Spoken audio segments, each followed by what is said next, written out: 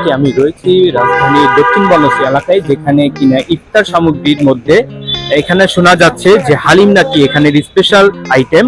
তো অনেক দূর দূরান্ত থেকে নাকি গ্রাহকরা সাধারণত এখানে এসে হালিম নিয়ে থাকেন।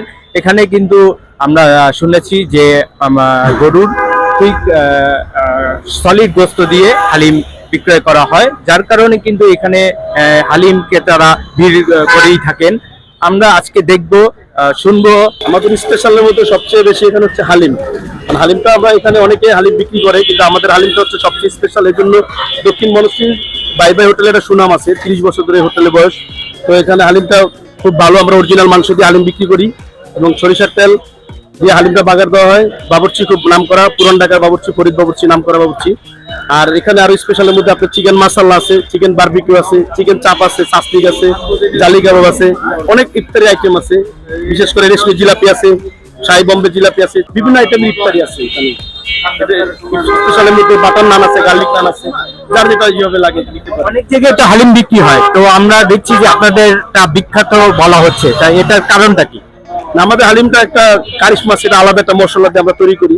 বাবুর্চি নিজে মশলাটা ভাঙায় এবং পুরান ঢাকার একজন বাবুর্চি, উনি ভালো বিখ্যাত বাবুর্চি।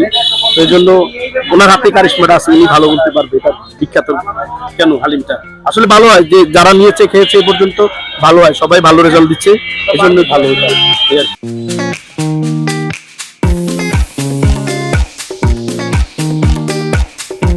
হালিম বিখ্যাত হওয়ার কারণ আছে, মনে করেন এখানে অরিজিনাল 1 নম্বর সরষা তেল দেওয়া গোস পাকা না, খাঁটি গোস, এটা কোনো চর্বি হাড্ডি পাইবেন না।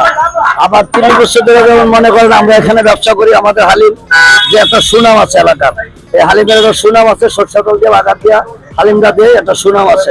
এই জন্য এই হালিমটা এই এলাকায় মনে করেন পুরো উন্নত দামে চলে এবং সবাই ভাই ভাইয়ের হালিম বিখ্যাত নামে পরিচিত, ভাই ভাই নামে পরিচিত এই হালিমটা চলে। স্পেশাল কি মশলা ব্যবহার করে? স্পেশাল অনেক কিছু ব্যবহার করে, মশলা ব্যবহার করে। সব মশলার নাম তো বলা যাবে না আপনার কাছে, আমাদের সমস্যা আছে। কারণ আপনারা তো এইটা দেন, যদি লাইভে দিয়ে দেন তখন অন্য বাবুর্চি আবার এই মশলাটা ব্যবহার করে, হ্যাঁ এটা মনে করেন কাজ করবো, তাহলে আমার মানটা আবার কমে যাবে না। এই হিসাবে আমরা মশলার নাম বলতে পারবো না। দূরে দূরে এলাকা থেকে আমাদের এখানে মনে করেন হালিম নিতে আসে, যেমন আপনি মনে করেন এই খিলগাঁও থেকে আসে, আবার ওদিকে মানে কোটকাছাড়ি থেকে বন্ধু আমার এখানে হালিম নিতে মনে করেন এর 3-4 হালিম যায়। খুব ভিড় থাকে, আমাদের ভালো হালিম চলে। উপরে 1000 টাকা, 800, 600, 700, 500, 300, 200। এবং গরিবের লোককেও মনে করেন আমরা সুব্যবস্থা রাখছি, তাদের লোকেও 150 টাকার হালিম বেশি নিয়মিত নয়। আমি এখানে অনেকগুলো দোকান থেকে টেস্ট করি, আজকে ওদের থেকে নিতে আসলাম প্রাণরা থেকে। আশা করি ওদের হালিমগুলো ভালো হয়, এটা শুনলাম আর কি, এই জন্য টেস্ট করতে আসছি।